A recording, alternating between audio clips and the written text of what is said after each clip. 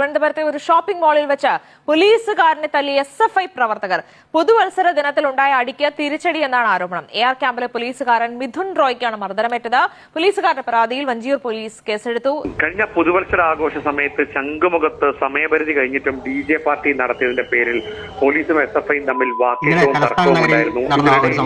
SFI പ്രവർത്തകർ ഒരു പോലീസുകാരന് നേരെ കുറച്ചുപേർ എന്ന് പറഞ്ഞ SFI പ്രവർത്തകർ തല്ലാൻ വേണ്ടി നോക്കുന്നു. അദ്ദേഹത്തിന്റെ കൂടെ ഒരു യുവതിയും ഉണ്ടായിരുന്നു. എന്നിട്ടാണ് ഇത്രയും ആളുകൾ കൂടി ആ ഒരു പോലീസുകാരനെ തല്ലാൻ വേണ്ടി നോക്കിയത്. ഒന്ന് ആലോചിക്കണം, ഈ ഒരു പ്രവൃത്തി ചെയ്ത ഈ നായിന്റെ മക്കളുടെ തലയിൽ തീട്ടമാണോ? കാരണം ആ ഒരാൾ ഡ്യൂട്ടി ചെയ്യുന്ന സമയങ്ങളിൽ മാത്രമാണ് ഒരു പോലീസുകാരൻ. അത് കഴിഞ്ഞാൽ നമ്മളെ പോലെ രണ്ട് കാലും കൈയുമുള്ള വെറും ഒരു സാധാരണ മനുഷ്യൻ തന്നെയാണ്, അല്ലാതെ അയാൾ വേറൊരു മൃഗമൊന്നുമല്ല.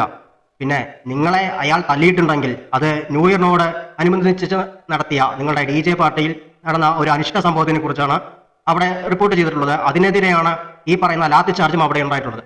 പിന്നെ ഈ പറയുന്ന പോലീസുകാരനെ നിങ്ങളെ വ്യക്തിവൈരാഗ്യം കൊണ്ടോ രാഷ്ട്രീയത്തിന്റെ പേരിലോ തല്ലിയതല്ല. അദ്ദേഹത്തിന്റെ സുപ്പീരിയർ ഓഫീസർ ഓർഡർ ചെയ്ത പ്രകാരമാണ്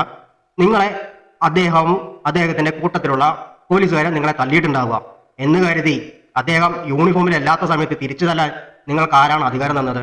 അതോ നിങ്ങളുടെ പാർട്ടി അധികാരത്തിലുള്ളത് കൊണ്ടാണോ നിങ്ങൾക്ക് ഇത്രയും ധൈര്യം വന്നത്? നമ്മുടെ ആഭ്യന്തരം കൈകാര്യം ചെയ്യുന്ന ബഹുമാനപ്പെട്ട മുഖ്യമന്ത്രി പിണറായി വിജയൻ സാർ ഒന്ന് ഈ ഒരു കാര്യം ശ്രദ്ധിച്ചാൽ കൊള്ളാമായിരുന്നു. നിങ്ങളുടെ കുഞ്ഞുങ്ങളെ പറഞ്ഞു മനസ്സിലാക്കാൻ നിങ്ങൾക്ക് കഴിഞ്ഞില്ലെങ്കിൽ മറ്റാർക്കും കഴിയില്ല. ഈ ഒരു പ്രവൃത്തി ചെയ്തു കഴിഞ്ഞാൽ നിങ്ങളുടെ മുതിർന്ന ആളുകൾ എന്തായിരിക്കും ചെയ്യുക?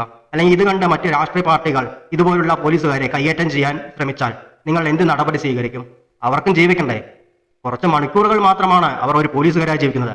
അത് കഴിഞ്ഞാൽ അവർക്കും കുടുംബവും കുട്ടികളും മറ്റുമെല്ലാം ഉണ്ട്. അവർക്കും ഈ പറയുന്ന സമൂഹങ്ങളിൽ ഇറങ്ങി നടക്കണം. അവർക്കുള്ള സുരക്ഷ ആരാണ് നൽകുന്നത്? ഇവിടുത്തെ നിയമം പാലിക്കാനും അല്ലെങ്കിൽ മറ്റ് പ്രോട്ടോക്കോളിന് വേണ്ടിയിട്ടാണ് ഈ പറയുന്ന പോലീസുകാരെ ഡ്യൂട്ടി കിട്ടിയിരിക്കുന്നത്. അപ്പോൾ അവർക്കൊരു സംരക്ഷണം കൊടുക്കാൻ വേറെ ആരാ വരിക? ഈ പറയുന്ന പോലീസുകാർക്കും സംരക്ഷണം വേണ്ടേ? അവർക്കും പുറത്തിറങ്ങി നടക്കണ്ടേ?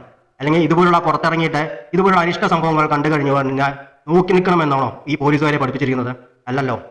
ചുമ്മാതല്ല ലാത്തിയും തൊപ്പിയും ബെൽറ്റും വെച്ചിട്ട് അവരെ പുറത്തുവിട്ടിരിക്കുന്നത്. ഈ പറയുന്ന പ്രവൃത്തി നിങ്ങളുടെ കൂട്ടുകാരനോ അല്ലെങ്കിൽ വീട്ടിലുള്ള ഏട്ടനോ അനിയനോ ആണെങ്കിൽ നിങ്ങൾ ഇതുപോലെ സമൂഹങ്ങളിൽ അവരെ കയ്യേറ്റം ചെയ്യുമോ?